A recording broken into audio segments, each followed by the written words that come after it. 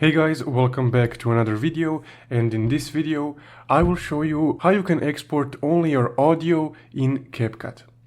Also, before we get started, if you want to open a new CapCut account and also support the channel in the same time, you can use my link in the description below, and that way if you ever decide to upgrade to a pro version, I will get a small kickback. So first off, get your recording here and drag it onto the timeline.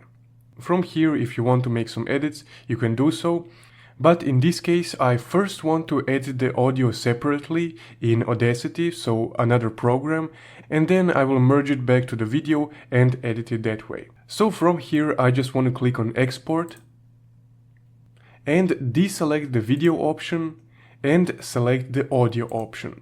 So now when you click export, only your audio will be exported. So that's how you export only your audio from the video in CapCut. So if you found this video helpful, don't forget to leave a like and subscribe.